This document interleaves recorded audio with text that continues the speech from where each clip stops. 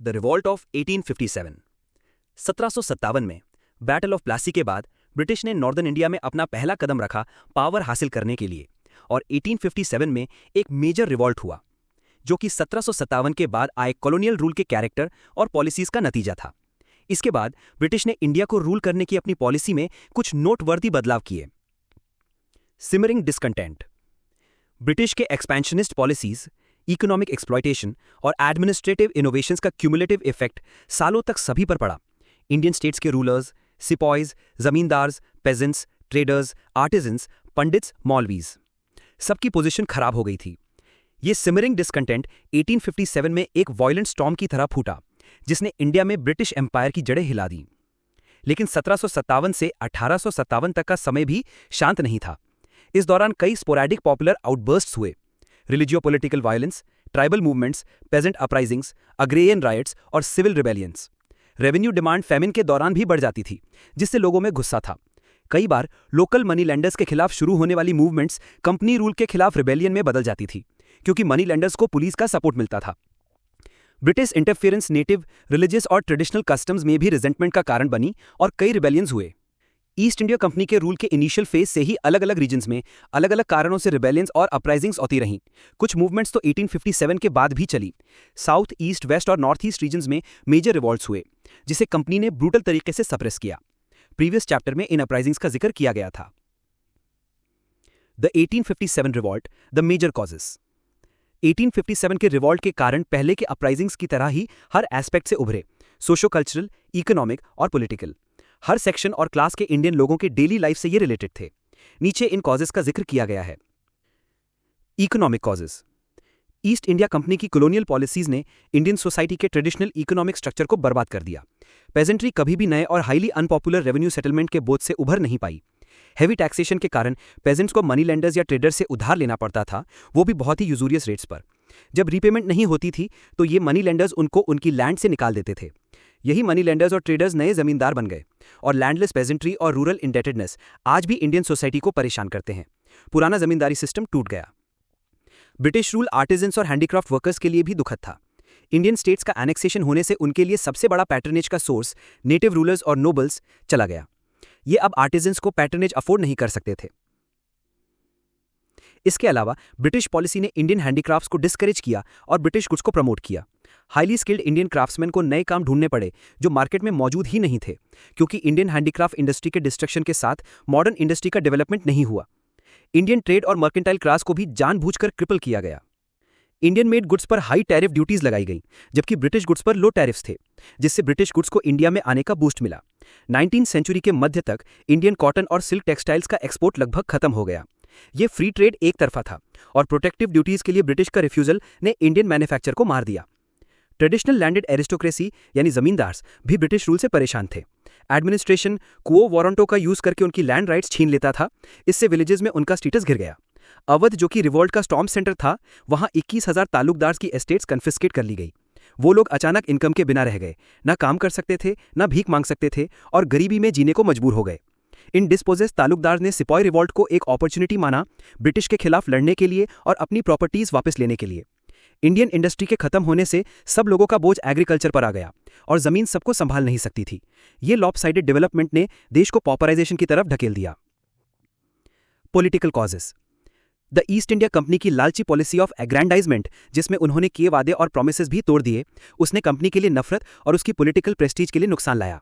इसके साथ ही Indian rulers के दिमाग में शक पैदा हो गया, specially due to policies like effective control, subsidiary alliance और doctrine of lapse. Hindu princes से सक्सेशन का राइट छीन लिया गया।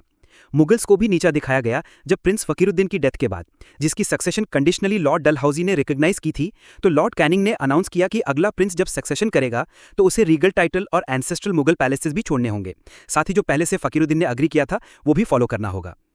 रूलर्स का गिरना, जो पहले एरिस्टोक्रेसी का पार्ट था, उन सेक्शंस को भी अफेक्ट करता था जो अपना गुजारा कल्चरल और रिलीजियस एक्टिविटीज से करते थे। Administrative causes. कंपनी के एडमिनिस्ट्रेशन में रैम्पेंट करप्शन था, स्पेशली पुलिस, पेटी ऑफिसर्स और लोअर कोर्ट्स में, जो कि एक मेजर डिसकंटेंट का रीजन था। कई हिस्टोरियंस मानते हैं कि जो करप्शन आज इंडिया में दिखाई देता है वो भी कंपनी रूल की लेगेसी है। ब्रिटिश रूल का कैरेक्टर भी लोगों को फॉरेन और एलियन लगता था, जैसे कि कोई एब्सेंटी सॉवरेनिटी हो। इंडियंस की नज़र में ये हुकूमत उनकी अपनी नहीं थी। Socio religious causes.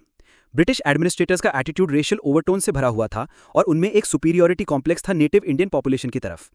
Christian missionaries जो ब्रिटिश फ्लैग के साथ इंडिया आए थे, उनकी एक्टिविटीज इंडियंस को सस्पिशियस लगती थी। ब्रिटिश का सोशो रिलीजियस रिफॉर्म में इंटरेस्ट, जैसे कि सती का अबॉलिशन, विडो रिमैरिज को सपोर्ट देना और विमेंस एजुकेशन को प्रमोट करना, इंडियन सोसाइटी के बड़े हिस्सों को इंटरफेरेंस लगा उनके सोशल और रिलीजियस डोमेन्स में। इन फेयर्स को और ज्यादा बढ़ावा तब मिला जब गवर्नमेंट ने मस्जिद और टेंपल लैंड्स पर टैक्स लगाने का डिसीजन लिया और रिलीजियस डिसेबिलिटीज एक्ट 1856 जैसा कानून बनाया, जिसमें हिंदू कस्टम्स को बदला गया। फॉर एग्जाम्पल, ये डिक्लेयर किया गया कि अगर कोई रिलीजन चेंज करता है तो भी उससे अपने हीदन फादर की प्रॉपर्टी इनहेरिट करने का हक रहेगा। Influence of outside events.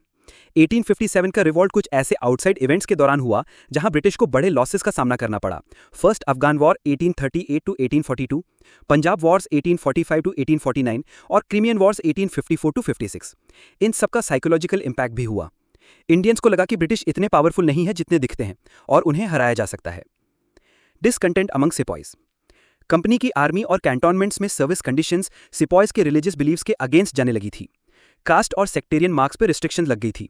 चैपलिन्स के प्रोसेलिटाइजिंग एक्टिविटीज के बारे में सीक्रेट रूमर्स भी फैलने लगे और ये चैपलिन्स कई बार कंपनी के खर्चे पर होते थे, यानी इंडियन पैसे से। कंजर्वेटिव नेचर के इंडियन सिपॉइज ने इसे अपने रिलीजियस अफेयर्स में दखलंदाजी माना। उस टाइम के रिलीजियस हिंदूज के लिए सी क्रॉसिंग कास्ट लॉस का कारण होता था। 1856 में लॉर्ड कैनिंग की गवर्नमेंट ने जनरल सर्विस एनलिस्टमेंट एक्ट पास किया, जिसमें फ्यूचर बंगाल आर्मी रिक्रूट्स को ये अंडरटेकिंग देनी पड़ती थी कि उन्हें कहीं भी सर्व करना पड़े तो वो तैयार रहेंगे। इससे रिजेंटमेंट और बढ़ गया। इंडियन सिपोई को अपने ब्रिटिश काउंटर पार्ट के कंपैरिजन में एबुलेमेंट्स यानी सैलरीज और अलाउंसेस कम मिलते थे। इस वजह से वो नाराज था। एक और इमीडिएट रीजन उनकी फॉरेन सर्विस अलाउंस यानी भट्टा को डिनाई करना था जब वो सिंध या पंजाब में सर्व करते थे। अवध का एनेक्सेशन, जो कि कई सिपॉइज का घर था, उनके गुस्से को और भड़का गया। इंडियन सिपॉय को हर कदम पे एक सबॉर्डिनेट फील करवाया जाता था। उसके साथ रेशियल डिस्क्रिमिनेशन होती थी, प्रमोशन और प्रिविलेजेस के मामले में भी। ये सिपॉय डिस्कंटेंट सिर्फ मिलिट्री मैटर्स तक ही सीमित नहीं था, ये ब्रिटिश रूल के खिलाफ जनरल डिसैटिस्फैक्शन का पार्ट था। जैसे हिस्टोरियन सगुन गोपाल ने कहा, the army voiced grievances other than its own and the movement spread beyond the army. आखिर में ब्रिटिश इंडियन आर्मी में एक लंबी रिवॉल्ट हिस्ट्री भी है। बंगाल 1764, वेल्लोर 1806, बैरकपुर 1825 और अफगान वॉर्स 1838 टू 42 के टाइम पर भी, जो ये बताती हैं कि सिपॉय डिस्कंटेंट नया नहीं था। आटा में बोन डस्ट मिलाने की रिपोर्ट्स और एनफील्ड राइफल के इंट्रोडक्शन ने सिपॉयज के बीच सरकार के प्रति बढ़ती नफरत को और गहरा कर दिया। इस नए राइफल के कार्ट्रिज का ग्रीस रैपिंग पेपर मुंह से काटना पड़ता था लूडिंग के लिए, और ये ग्रीस रिपोर्टेडली बीफ और पिग फैट से बना था। काव हिंदूज के लिए सेक्रेट थी और पिग मुस्लिम्स के लिए टैबू। आर्मी एडमिनिस्ट्रेशन ने इन फियर्स को दूर करने के लिए कुछ भी नहीं किया, जिसके कारण सिपॉयज को लगा कि उनका धर्म खतरे में है। ग्रीस्ड कार्ट्रिजेस ने नया डिस्कंटेंट पैदा नहीं किया, लेकिन ये एक ऐसा ट्रिगर बना जिससे आर्मी में पहले से छुपी हुई नाराजगी खुलकर सामने आ गई। रिवोल्ट की शुरुआत मेरठ से हुई, जो दिल्ली से 58 किलोमीटर दूर है, 10 मई 1857 को। ये तेजी से फैला और धीरे धीरे एक बड़े क्षेत्र को अपने अंदर ले लिया। पंजाब से लेकर नॉर्थ में, नर्मदा तक साउथ में, बिहार तक ईस्ट में और राजपूताना तक वेस्ट में। इस इंसिडेंट के पहले भी कई कैंटोनमेंट्स में रिसेंटमेंट की हलचल चल रही थी। 19th नेटिव इन्फेंट्री ने बहरमपुर, वेस्ट बंगाल में एनफील्ड राइफल यूज करने से मना कर दिया और फरवरी 1857 में म्यूटिनी कर दी। इस रेजिमेंट को मार्च 1857 में डिसबैंड कर दिया गया। 34th नेटिव इन्फेंट्री के एक यंग सिपॉय मंगल पांडे और आगे बढ़ गए। उन्होंने बैरकपुर में अपने सार्जेंट मेजर पर गोली चला दी। उन्हें ओवरपावर करके 8 अप्रैल को एग्जीक्यूट किया गया और उनका रेजिमेंट मई में डिसबैंड कर दिया गया। 7th अवध रेजिमेंट ने भी 3 मई को अपने ऑफिसर्स का हुक्म मानने से इनकार कर दिया और उनका भी यही हाल हुआ। फिर हुआ मेरठ का एक्सप्लोजन। 24 अप्रैल को 3rd नेटिव कैवलरी के 90 सिपॉयज ने ग्रीस्ड कार्ट्रिजेस लेने से मना कर दिया। 9th मई को उनमें से 85 सिपॉयज को डिसमिस किया गया, 10 इयर्स की इंप्रिजनमेंट दी गई और फेटर्स में डाल दिया गया। ये स्पार्क बन गया एक जनरल म्यूटिनी का, जो मेरठ में स्टेशन्ड इंडियन सोल्जर्स के बीच फैल गया। अगले दिन 10th मई को ही उन्होंने अपने बंदी साथियों को रिलीज किया, अपने ब्रिटिश ऑफिसर्स को मार दिया और रिवोल्ट का बैनर अनफॉल किया। शाम होने के बाद सबने दिल्ली की तरफ मार्च किया। Choice of Bahadur Shah as symbolic head. Delhi पहुंचकर वहां की लोकल इन्फेंट्री में भी इन रेबल्स का साथ दिया। उन्होंने अपने यूरोपियन ऑफिसर्स को मार दिया, इंक्लूडिंग साइमन फ्रेजर जो पॉलिटिकल एजेंट थे, और सिटी को कैप्चर कर लिया। लेफ्टिनेंट विलो भी, जो दिल्ली के मैगजीन के ऑफिसर इंचार्ज थे, उन्होंने थोड़ी रेसिस्टेंस दिखाई, लेकिन वो भी हार गए। बहादुर शाह जफर, जो ओल्ड और पावरलेस थे, उनको एम्परर ऑफ इंडिया प्रोक्लेम कर दिया गया। दिल्ली जल्दी ही ग्रेट रिवोल्ट का सेंटर बन गया और बहादुर शाह उसका सिंबल। लास्ट मुगल किंग को स्पॉन्टेनियसली लीडर बनाने का मतलब यह था कि मुगल डायनेस्टी का लंबा रूल इंडियन पॉलिटिकल यूनिटी का एक ट्रेडिशनल सिंबल था। सिपॉयज के इस एक कदम ने सोल्जर म्यूटिनी को रेवोल्यूशनरी वॉर में बदल दिया। जो भी इंडियन चीफ्स इस रिवोल्ट में शामिल हुए उन्होंने बहादुर शाह के प्रति अपनी लॉयल्टी डिक्लेयर की। ये भी दिखाता है कि रिबेल्स पॉलिटिकली मोटिवेटेड थे। रिलीजन का रोल था, लेकिन उनका ब्रॉड आउटलुक रिलीजियस आइडेंटिटी से नहीं बल्कि ब्रिटिश को एक कॉमन एनिमी के रूप में देखने से मोटिवेटेड था। बहादुर शाह ने पहले थोड़ा हिचकिचाहट दिखाई, लेकिन बाद में उन्होंने सब इंडियन चीफ्स और रूलर्स को अपील करके लिखा कि एक कॉन्फेडरेसी बनाई जाए ब्रिटिश रूल के खिलाफ लड़ने के लिए। जल्द ही पूरे बंगाल आर्मी रिवोल्ट में शामिल हो गई और ये मूवमेंट तेजी से फैल गया। अवध, रोहिलखंड, दोआब, बुंदेलखंड, सेंट्रल इंडिया, बिहार और ईस्ट पंजाब के बड़े हिस्सों ने ब्रिटिश अथॉरिटी से छुटकारा पा लिया। Civilians joined. सिपॉइज की रिवोल्ट के साथ साथ सिविल पॉपुलेशन का भी रेबेलियन हुआ, स्पेशली नॉर्थ वेस्टर्न प्रोविंसेस और अवध में। उनके पुरानी ग्रीवेंसेस अब ओपनली एक्सप्रेस होने लगे और लोग एन मास उठ खड़े हुए ब्रिटिश रूल के खिलाफ।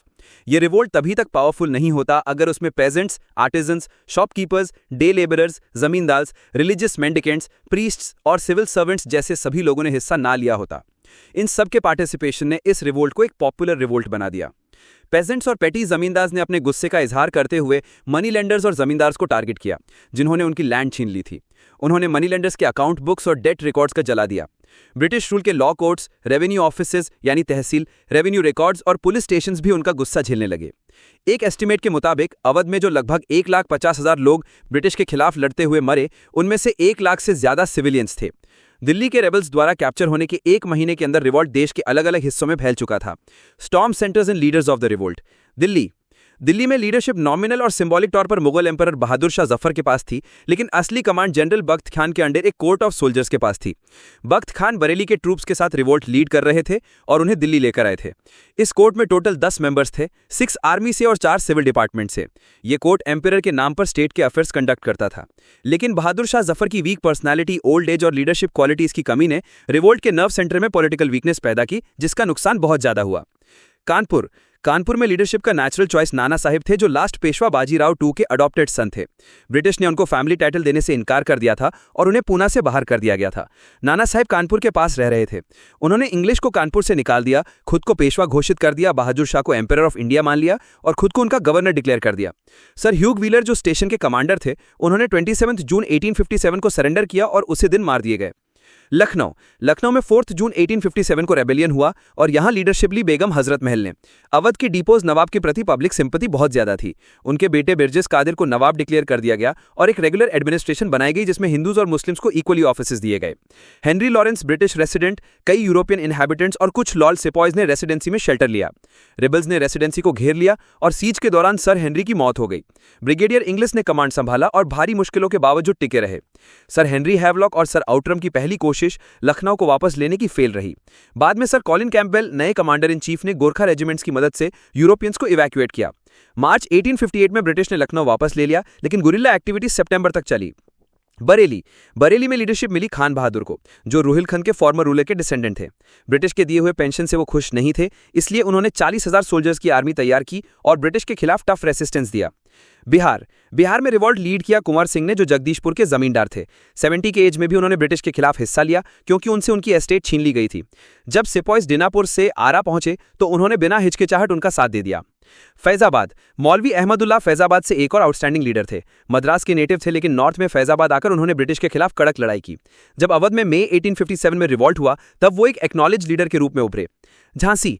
रिवॉल्ट की सबसे आउटस्टैंडिंग लीडर थी रानी लक्ष्मीबाई। उनके हस्बैंड राजा गंगाधर राव की डेथ के बाद लॉर्ड डलहौजी ने उनके अडॉप्टेड सन को थ्रोन सक्सीड नहीं करने दिया और डॉक्ट्रिन ऑफ लैप्स का यूज करके झांसी को एनेक्स कर लिया। जब ब्रिटिश फोर्सेज ने झांसी को अटैक किया तो रानी ने बैटल क्राई दिया, मैं अपनी झांसी नहीं दूंगी। नाना साहब के क्लोज एसोसिएट तांत्या टोपे उनके साथ जुड़ गए। कानपुर के लॉस के बाद रानी लक्ष्मीबाई और तांत्या टोपे ने ग्वालियर की तरफ मार्च किया, जहां इंडियन सोल्जर्स ने उनका स्वागत किया। लेकिन सिंधिया लोकल रूलर ने ब्रिटिश का साथ दिया और आगरा में जाकर शेल्टर ले लिया। नाना साहब को पेशवा डिक्लेयर किया गया और साउथ की तरफ मार्च का प्लान बना, लेकिन जून 1858 में ब्रिटिश ने ग्वालियर वापस ले लिया। Grass root resistance Shahmal of Baraut. Common masses ने भी बहुत बड़े स्केल पर सैक्रिफाइस किया। एक बहुत ही प्रमुख नाम था शाहमल, जो परगना बराउट, बागपत, उत्तर प्रदेश का एक लोकल विलेजर था। उसने 84 विलेजेस, जो 84 देश के नाम से जाने जाते थे, के हेडमैन और पेजेंट्स को ऑर्गेनाइज किया। रात में विलेज टू विलेज मार्च करके लोगों को ब्रिटिश के खिलाफ उठने के लिए मोटिवेट किया। लोगों ने गवर्नमेंट बिल्डिंग्स को अटैक किया, ब्रिजेस तोड़ दिए और मेटल रोड्स खोद दिए, ताकि ब्रिटिश फोर्सेज अंदर ना आ सकें, और क्योंकि ये सब ब्रिटिश रूल के सिंबल्स जैसे माने जाते थे। शाहमल ने दिल्ली के म्यूटेनियर्स को सप्लाईज भेजी और मेरठ से ब्रिटिश कम्युनिकेशन तोड़ दिया। उसने अपना हेडक्वार्टर्स यमुना के किनारे इरिगेशन डिपार्टमेंट के बंगलों में बनाया और वहीं से अपने ऑपरेशंस कंट्रोल किए। वो बंगला एक हॉल ऑफ जस्टिस बन गया जहां डिस्प्यूट सॉल्व किए जाते थे। उसने एक इफेक्टिव इंटेलिजेंस नेटवर्क भी ऑर्गेनाइज किया। कुछ समय के लिए लोगों को लगा कि ब्रिटिश रूल खत्म हो गया है और उनका अपना रूल आ गया है, लेकिन जुलाई 1857 में शाहमल एक इंग्लिश ऑफिसर डनलैप के हाथों मार दिया गया। कहा जाता है कि उसका शरीर टुकड़ों में काट दिया गया और 21 जुलाई 1857 को उसका सिर डिस्प्ले किया गया पब्लिक को डराने के लिए।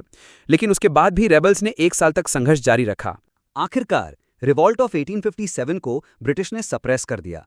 दिल्ली को 28 सितंबर 1857 को कैप्चर किया गया, काफी लंबी और कड़क लड़ाई के बाद। जॉन निकलसन, जो सीज का लीडर था, बुरी तरह से घायल हो गया और बाद में उसकी मौत हो गई। बहादुर शाह जफर को प्रिजनर बना लिया गया। रॉयल प्रिंसेस को तुरंत पकड़कर वहीं पॉइंट ब्लैंक रेंज से लेफ्टिनेंट हडसन ने गोली मार दी। एम्परर को रंगून भेज दिया गया, जहां 1862 में उनकी मौत हो गई। इस तरह the great house of Mughals का अंत हो गया। दिल्ली के गिरते ही रिवॉल्ट का मेन सेंटर खत्म हो गया। एक एक करके सब बड़े लीडर्स भी गिर गए। कानपुर और लखनऊ को वापस लेने के मिलिट्री ऑपरेशंस क्लोजली लिंक्ड थे। सर कॉलिन कैम्पबेल ने 6 दिसंबर 1857 को कानपुर ऑक्यूपाई किया। नाना साहेब हारने के बाद अर्ली 1859 में नेपाल भाग गया और उसके बाद कभी सुना नहीं गया। उसका क्लोज एड तांत्या तोप जंगल में छुप गया, लेकिन अप्रैल 1859 में सोता हुआ पकड़ा गया और एग्जीक्यूट कर दिया गया। रानी लक्ष्मीबाई पहले ही जून 1858 में बैटलफील्ड में शहीद हो चुकी थी। झांसी को सर ह्यू रोज ने वापस ले लिया। 1859 तक कुंवर सिंह, बख्त खान, खान बहादुर खान ऑफ बरेली, राव साहिब, नाना साहिब का भाई और मौलवी अहमदुल्ला सब शहीद हो चुके थे। बेगम ऑफ अवध नेपाल में छुप गई थी। बनारस में भी एक रिबेलियन ऑर्गेनाइज हुआ जिसे कर्नल नील ने बहुत ही रूथलेसली सप्रेस किया। हर सस्पेक्टेड रिबेल और इवन डिसऑर्डरली सिपॉइज को मार दिया गया। एंड ऑफ 1859 तक ब्रिटिश अथॉरिटी पूरे इंडिया में फिर से एस्टैब्लिश हो गई थी, लेकिन इस प्रोसेस में ब्रिटिश गवर्नमेंट को ह्यूज मैन पावर, मनी और आर्म्स इंडिया भेजने पड़े। आखिर में इसका पूरा खर्चा इंडियंस ने ही सप्रेशन कॉस्ट के रूप में चुकाया। Why the revolt failed? All India participation absent. Revolt का टेरिटोरियल स्प्रेड लिमिटेड था। पूरा भारत इसमें शामिल नहीं था। ईस्टर्न, सदर्न और वेस्टर्न इंडिया लार्जली अनअफेक्टेड रहे, शायद इसलिए क्योंकि इन रीजन्स में पहले के अपराइजिंग्स को ब्रिटिश ने ब्रूटली सप्रेस किया था। All classes did not join. सभी क्लासेस और ग्रुप्स ने रिवॉल्ट को सपोर्ट नहीं किया, कुछ ने तो एक्टिवली अपोज किया। बड़े जमींदार्स ने रिवॉल्ट को ब्रेक वाटर्स टू स्टॉर्म की तरह स्टॉप किया। अवध तालुकदार्स ने भी सपोर्ट से हाथ खींच लिया जब उनको लैंड रिटर्न का प्रॉमिस मिला। मनी लेंडर्स और मर्चेंट्स को रिबेल्स ने टारगेट किया और इनका क्लास इंटरेस्ट ब्रिटिश के साथ सिक्योर लगता था। एजुकेटेड इंडियंस ने रिवॉल्ट को बैकवर्ड लुकिंग और फ्यूडल समझा। उनको ब्रिटिश से मॉडर्नाइजेशन की उम्मीद थी। कई इंडियन रूलर्स ने पार्टिसिपेट नहीं किया और कुछ ने तो ब्रिटिश की मदद भी की, जैसे Scindia of Gwalior, Holkar of Indore, rulers of Patiala, Sindh, Sikh chieftains और महाराजा ऑफ कश्मीर। एक एस्टिमेट के मुताबिक सिर्फ 1/4 एरिया और 1/10 पॉपुलेशन रिवॉल्ट से अफेक्टेड थी। Poor arms and equipment. Indian sepoys के पास मॉडर्न वेपन्स नहीं थे। मोस्टली वो स्वॉर्ड्स, स्पेयर्स और कुछ गन्स और मस्केट से लड़ रहे थे। दूसरी तरफ यूरोपियन सोल्जर्स के पास लेटेस्ट वेपन्स जैसे एनफील्ड राइफल थी। इलेक्ट्रिक टेलीग्राफ के थ्रू ब्रिटिश कमांडर्स को रिबेल्स के मूवमेंट्स और स्ट्रैटेजी की पूरी इन्फो मिलती थी। Uncoordinated and poorly organised. Revolt में कोऑर्डिनेशन और सेंट्रल लीडरशिप की कमी थी। लीडर्स जैसे नाना साहेब, तांत्या तोप, कुंवर सिंह, लक्ष्मीबाई ब्रिटिश कमांडर्स के मुकाबले में वीक थे। ब्रिटिश के पास Lawrence brothers, John Nicholson, James Outram, Henry Havelock जैसे ब्रिलियंट कमांडर्स थे। No unified ideology. रिबेल्स के पास एक क्लियर आइडियोलॉजी नहीं थी। उन्हें कॉलोनियल रूल का समझ नहीं था और ना ही कोई forward looking plan, political perspective या सोसाइटल ऑल्टरनेटिव था। हर ग्रुप के अपने ग्रीवेंसेस और पॉलिटिकल आइडियाज थे। इंडियन यूनिटी की कमी समय की मांग थी क्योंकि मॉडर्न नेशनलिज्म अभी तक इंडिया में डेवलप नहीं हुआ था। लेकिन 1857 का रिवॉल्ट एक माइलस्टोन बन गया जिसने इंडियंस को एक नेशनलहुड की भावना दी। Hindu Muslim unity factor. पूरे रिवॉल्ट के दौरान हिंदूज और मुस्लिम्स का कंप्लीट कोऑपरेशन था। पीपल, सोल्जर्स और लीडर्स सभी लेवल्स पर। सभी रिबेल्स ने बहादुर शाह जफर को, एक मुस्लिम एम्परर को एक्नॉलेज किया। मेरठ के हिंदू सिपॉइज का पहला रिएक्शन था दिल्ली मार्च करना, जो मुगल इंपीरियल कैपिटल थी। मौलाना आज़ाद कहते हैं, 2 बातें साफ नजर आती हैं। एक तो हिंदूज और मुस्लिम्स के बीच रिमार्केबल यूनिटी थी और दूसरी उनकी डीप लॉयल्टी मुगल क्राउन के प्रति थी। रिबेल्स और सिपॉइज, हिंदू मुस्लिम दोनों एक दूसरे के रिलीजियस सेंटिमेंट्स का रिस्पेक्ट करते थे। जहां भी रिवॉल्ट सक्सेसफुल होता था, तुरंत काउ स्लॉटर बैन कर दिया जाता था। लीडरशिप में भी दोनों कम्युनिटीज का रिप्रेजेंटेशन था।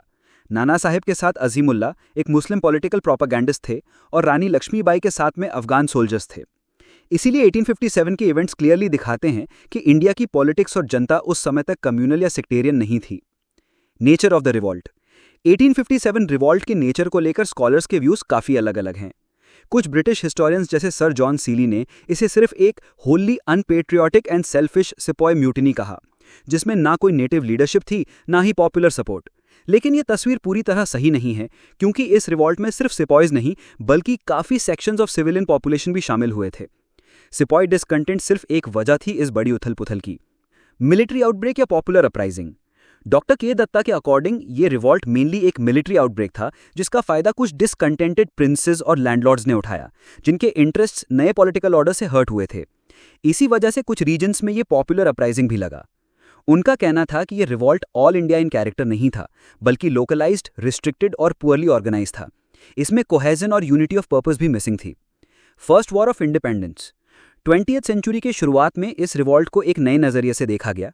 वीडी सावरकर ने अपनी book the Indian war of independence 1857 में इसे एक planned war of national independence कहा। उन्होंने इस रिवॉल्ट को first war of Indian independence का टाइटल दिया। उनके मुताबिक ये रिवॉल्ट एक नेशनलिस्ट अपसर्च था जो सेल्फ रूल के लॉफ्टी आइडियल से इंस्पायर्ड था। डॉक्टर एसएन सेन ने अपनी बुक 1857 में लिखा कि ये पहले रिलीजन के नाम पर फाइट थी, लेकिन बाद में ये वॉर ऑफ इंडिपेंडेंस में बदल गई। आरसी मजूमदार का व्यू।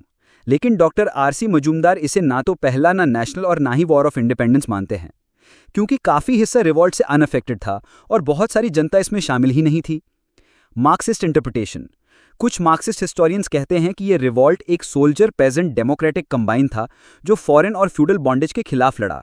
लेकिन यह व्यू भी डिबेट के लायक है, क्योंकि रिवॉल्ट के कई लीडर्स खुद फ्यूडल बैकग्राउंड से थे। नेहरू और एमएन रॉय की राय। जवाहरलाल नेहरू ने अपनी बुक डिस्कवरी ऑफ इंडिया में इसे प्राइमरीली एक फ्यूडल अपराइजिंग माना, जिसमें कुछ नेशनलिस्ट एलिमेंट जरूर थे। एमएन रॉय का मानना था कि यह रिवॉल्ट फ्यूडलिज्म का लास्ट डिच स्टैंड था against commercial capitalism. RP Dutt ने इसे पेजेंट्री का फॉरेन डोमिनेशन के खिलाफ एक रिवॉल्ट माना, लेकिन यह भी एक्सेप्ट किया कि यह रिवॉल्ट पुरानी फ्यूडल ऑर्डर को डिफेंड करने का एक तरीका भी था। क्या यह ट्रूली नेशनल था? 1857 रिवॉल्ट को कैटेगराइज करना आसान नहीं है। कुछ एक्सट्रीम व्यूज जैसे एलियार रीस का कहना था कि यह सिर्फ फेनेटिक रिलीजनिस्ट का क्रिश्चियंस के खिलाफ वॉर था, या टीआर होम्स का कहना कि यह सिविलाइजेशन वर्सेस बारबेरिज्म था, ये तो इजीली रिजेक्ट किए जा सकते हैं। लेकिन इस रिवॉल्ट को एक ट्रू वॉर ऑफ इंडिपेंडेंस कहना भी मुश्किल है। इसमें नेशनलिज्म और एंटी इंपीरियलिज्म के सीड्स तो थे, लेकिन कॉमन नेशनैलिटी का कॉन्सेप्ट क्लियरली प्रेजेंट नहीं था। अलग अलग कम्युनिटीज ने इसमें शामिल तो हुआ, लेकिन क्या उनके पास एक शेयर्ड सेंस ऑफ नेशनलहुड था, ये डाउटफुल है। और सदर्न इंडिया तो रिवॉल्ट में आई ही नहीं थी। लीडर्स के पास अपने पर्सनल कॉजेज और इंटरेस्ट थे रिवॉल्ट करने के लिए। जैसे डॉक्टर सेन कहते हैं, हर नेशनल रेवोल्यूशन अक्सर एक माइनॉरिटी के एफर्ट से होता है, चाहे मासेस एक्टिवली शामिल हो या नहीं। उस व्यू से देखा जाए तो 1857 का रिवॉल्ट भी एक नेशनल कैरेक्टर क्लेम कर सकता है। First great Indian struggle. कुछ हिस्टोरियंस कहते हैं कि ये इंडियंस का पहला बड़ा एफर्ट था to throw off British rule, लेकिन कुछ लोग कहते हैं कि इससे पहले के अपराइजिंग्स भी उतने ही सीरियस थे, बस उन्हें उतना अटेंशन नहीं मिला जितना 1857 को मिला। जैसे एसबी चौधरी ऑब्जर्व करते हैं, this revolt was the first attempt of many classes of people to challenge a foreign power. It was a real though distant beginning India के फ्रीडम मूवमेंट के लिए। 1857 का रिवोल्ट इंडिया के इतिहास में एक टर्निंग पॉइंट था। इसके बाद ब्रिटिश गवर्नमेंट के एडमिनिस्ट्रेशन सिस्टम और पॉलिसीज में काफी बड़े चेंजेस आए। जब तक ये रिवोल्ट प्रॉपरली सप्रेस भी नहीं हुआ था, ब्रिटिश पार्लियामेंट ने 2 अगस्त 1858 को act for the better government of India pass किया। इस एक्ट के थ्रू क्वीन विक्टोरिया को ब्रिटिश इंडिया की सॉवरेन डिक्लेयर किया गया और secretary of state for India का पद बनाया गया, जो ब्रिटिश कैबिनेट का मेंबर होता। अब देश का डायरेक्ट एडमिनिस्ट्रेशन ब्रिटिश क्राउन के अंडर आ गया और कंपनी रूल खत्म हो गया। Queen's proclamation. लॉर्ड कैनिंग ने इलाहाबाद में एक ग्रैंड दरबार में 1 नवंबर 1858 को क्वींस प्रोक्लेमेशन अनाउंस किया। इसी प्रोक्लेमेशन के थ्रू गवर्नर जनरल का नया टाइटल बना वाइसरॉय। इस प्रोक्लेमेशन में कई प्रोमिसेस किए गए जो इंडियंस को काफी पॉजिटिव लगे। एनेक्सेशन और एक्सपेंशन का दौर खत्म करने का वादा किया गया। नेटिव प्रिंसेस की डिग्निटी और उनके राइट्स को रिस्पेक्ट करने का एश्योरेंस दिया गया। इंडियन स्टेट्स को अब ब्रिटिश क्राउन की पैरामाउंटेसी एक्सेप्ट करनी थी और उन्हें एक सिंगल पॉलिटिकल चार्ज का पार्ट माना गया। फ्रीडम ऑफ रिलीजन का प्रॉमिस दिया गया। ब्रिटिश ऑफिसर्स रिलीजियस इंटरफेरेंस नहीं करेंगे। इक्वल प्रोटेक्शन ऑफ लॉ और equal opportunities in government services का वादा किया गया। इररिस्पेक्टिव ऑफ रेस या क्रीड, इंडियन राइट्स, कस्टम्स और प्रैक्टिसेस को लॉ बनाते समय कंसिडर करने का प्रॉमिस दिया गया। Army reorganisation. रिवोल्ट के बाद सबसे पहले आर्मी को थरली रीऑर्गेनाइज किया गया। ब्रिटिश मिलिट्री पॉलिसी अब डिवीजन एंड काउंटरपॉइस के कॉन्सेप्ट पर बेस्ड हो गई। ब्रिटिश अब इंडियन लॉयल्टी पर डिपेंड नहीं कर सकते थे, इसीलिए इंडियन सोल्जर्स की संख्या घटा दी गई और यूरोपियन सोल्जर्स का नंबर बढ़ा दिया गया। डिवाइड एंड रूल को ऑफिशियली अडॉप्ट कर लिया गया। आर्मी को कास्ट, कम्युनिटी या रीजन के बेसिस पर डिवाइड किया गया। रिक्रूट्स अब सिर्फ उन्हीं रीजन से लिए गए जिन्होंने रिवोल्ट के दौरान ब्रिटिश का साथ दिया था, जैसे पंजाब, नेपाल और नॉर्थ वेस्ट फ्रंटियर। आर्मी को सिविलियन पॉपुलेशन से अलग रखने की कोशिश की गई। आर्मी अमेलगमेशन स्कीम 1861 के तहत कंपनीज के यूरोपियन ट्रूप्स को क्राउन की सर्विस में दाखिल किया गया। ट्रूप्स को इंग्लैंड भेजने का सिस्टम शुरू हुआ, लिंक्ड बटालियन स्कीम। सारी इंडियन आर्टिलरी यूनिट्स बंद कर दी गई एक्सेप्ट कुछ माउंटेन बैटरीज। सारे हायर आर्मी पोस्ट्स सिर्फ यूरोपियंस के लिए रिजर्व्ड हो गए। 20वीं सेंचुरी के पहले डेकेड तक किसी इंडियन को किंग्स कमीशन के लायक नहीं माना गया और एक नया इंग्लिश रिक्रूट भी एक इंडियन ऑफिसर से ऊपर माना जाता था। End of reformist zeal. पहले जो विक्टोरियन लिबरलिज्म के अंडर रिफॉर्म्स आते थे वो अब खत्म हो गए। ब्रिटिश लिबरल्स ने मानना शुरू कर दिया कि इंडियंस वर बियॉन्ड रिफॉर्म। इस नए एटीट्यूड को टॉमस मेटकैल्फ ने कंजर्वेटिव ब्रांड ऑफ लिबरलिज्म कहा, जिसे इंग्लैंड के एरिस्टोक्रेटिक क्लासेस का स्ट्रॉन्ग सपोर्ट था। अब ब्रिटिश ने इंडियन सोसाइटी के ट्रेडिशनल स्ट्रक्चर में इंटरफेयर करना बंद कर दिया। इस कंजर्वेटिव रिएक्शन का रिजल्ट ये हुआ कि ब्रिटिश रूल और ज्यादा ऑटोक्रेटिक हो गया। एजुकेटेड इंडियंस के पावर शेयरिंग के एस्पिरेशंस इग्नोर किए गए। ये फ्रस्ट्रेशन आगे चल के मॉडर्न नेशनलिज्म का एक स्ट्रॉन्ग बेस बन गया। Divide and rule policy. 1857 के बाद divide and rule policy openly और अग्रेसिवली चालू हो गई। ब्रिटिश ने एक क्लास या कम्युनिटी को दूसरे के अगेंस्ट यूज करना स्टार्ट कर दिया। अब टेरिटोरियल कॉन्क्वेस्ट तो खत्म हो गई, लेकिन एक सिस्टमैटिक और रूथलेस इकोनॉमिक एक्सप्लॉयटेशन शुरू हुआ, जिसका मकसद था इंडियन इकोनॉमी का पूरा लूट। Civil services act and racial discrimination. Queen's proclamation के मुताबिक Indian civil services act 1861 pass हुआ। इसका ऑब्जेक्टिव ये दिखाना था कि क्वीन के रूल में सब इक्वल हैं, चाहे किसी भी रेस या क्रीड के हों। लेकिन रियलिटी में सिविल सर्विस एग्जामिनेशन के रूल्स ऐसे बनाए गए जो इंडियंस के लिए हायर सर्विसेज तक पहुंचना मुश्किल बना देते थे। इसके बाद रेशियल हेट्रेड एंड सस्पिशन और भी ज्यादा बढ़ गया। ब्रिटिश न्यूज़पेपर्स ने इंडियंस को सब ह्यूमन दिखाया और कहा कि इन्हें सिर्फ सुपीरियर फोर्स से कंट्रोल किया जा सकता है। इंपीरियलिस्ट्स ने इंडियंस को अनट्रस्टवर्दी बताया और व्हाइट मैन्स बर्डन का कॉन्सेप्ट इंडियन रूल का जस्टिफिकेशन बन गया। इसने रूलर्स और रूल्ड के बीच एक परमानेंट डिवाइड क्रिएट किया। आगे जाके ये डिवाइड पॉलिटिकल कंट्रोवर्सीज, डेमोन्स्ट्रेशंस और वायलेंस का रीजन बना। Significance of the revolt. British के लिए 1857 का रिवोल्ट एक लेसन था। इसने कंपनी रूल के फ्लॉस को एक्सपोज किया, specially in administration and army. अगर ये रिवोल्ट नहीं होता तो ये डिफेक्ट्स कभी सामने नहीं आते। इंडियंस के लिए ये रिवोल्ट एक मोटिवेशनल फोर्स बन गया फ्रीडम स्ट्रगल के लिए। इसने सिपॉयज और जनरल पब्लिक के जेन्युइन ग्रीवेंसेस को ओपनली दिखाया। लेकिन ये भी क्लियर हो गया कि इंडियंस के पास जो प्रिमिटिव आर्म्स थे वो ब्रिटिश के एडवांस्ड वेपन्स के सामने कुछ नहीं थे। रिवोल्ट के दौरान दोनों साइड्स ने जो अट्रॉसिटीज की, उसने इंडियन इंटेलेक्चुअल्स को हिला दिया। उन्होंने रियलाइज किया कि फ्यूचर स्ट्रगल्स में वायलेंस से कुछ हासिल नहीं होगा। एजुकेटेड मिडिल क्लास ऑर्डरली और नॉन वायलेंट अप्रोच में बिलीव करता था। लेकिन इसके बावजूद ये रिवोल्ट ने ब्रिटिश रूल के खिलाफ रेजिस्टेंस की लोकल ट्रेडिशंस को जन्म दिया, जो फ्यूचर में नेशनल मूवमेंट में काम आई।